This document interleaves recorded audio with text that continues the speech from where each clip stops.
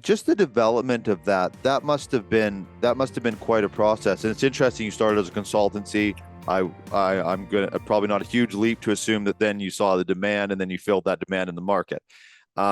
So what was the development? I mean, just gathering a team that could do that, because there is, I mean, we do a talk show about it half the time. That's what it seems like the show is about, is how we're gathering data. Um, how did you even approach making an enterprise system for the mining industry? That's quite a task. Well, it's a very good question, and interesting enough, a lot of people, I would say less so now, but certainly in our past, sort of failed to realize that that was one of the fundamental problems that had to be solved. We have engineers and geologists and supervisors and COOs, spending a huge amount of time trying to rifle through so much information and barely being able to keep up with the most basic decision process. So in our consultancy, we advise customers how to use technology to clean those processes up. But what we actually saw, Jerrod, was our advice was essentially being adopted for a short period of time, but it wasn't being sustained. And Right. you're right. What we saw was the need to actually develop a commercial solution for that foundational problem. Yeah. And you're absolutely correct. It's what appears to be the simplest part of the solution, in fact, was by far the most complex, because you're dealing in information management with complexities people aren't aware of, vast amounts of information that needs to be highly organized to be usable. And to commercialize that, you have to get down to the roots or normalize your perspective on this information so that you can have a commercial product that does it.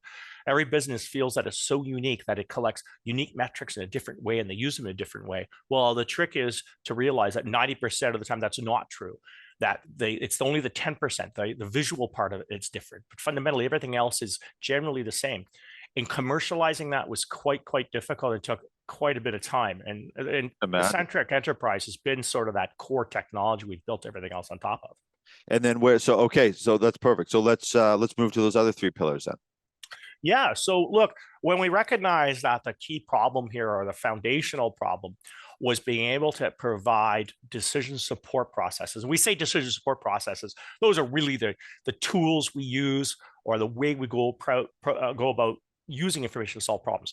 So we saw that foundational piece of Centric Enterprise key to decision support. So with that in place, we moved then to providing actual tools to the decision makers.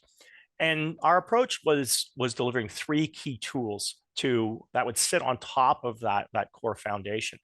The first tool we developed was actually we call Centric Ops. Centric Ops is very much focused on, as it says, those operations. And look, operations are really the key to production and productivity. It's about getting material out of the mine and into the plant, through the plant. And we saw a massive opportunity in facilitating the improvement of production and productivity through tools that quickly take that raw data and transform it into decision support for supervisors, for engineers, and geologists. And so the ideal was to focus on more short interval tools, so that we could see immediate improvements in the business thanks to that foundational piece of Centric Enterprise, which facilitates Centric Ops. So Centric Ops really allows supervisors, engineers, and geologists to gather information, make short-term decisions, and improve production and productivity. So shift handover, what happened last shift? Where's my assets? What assets were used? What assets are available, not available? Right. Utilization information, maybe challenges left over from the last shift. There's an ore pass that's filled up. That there's a ramp that's blocked. And this information is gathered and processed and moved forward to decision makers through tablets and through interactions with visual tools, making the supervisor's start of a shift much simpler and easier. He's very aware of what's going on underground or on surface. They can make rapid decisions, and productivity and production goes up. So that's really what Centric Ops is focused on.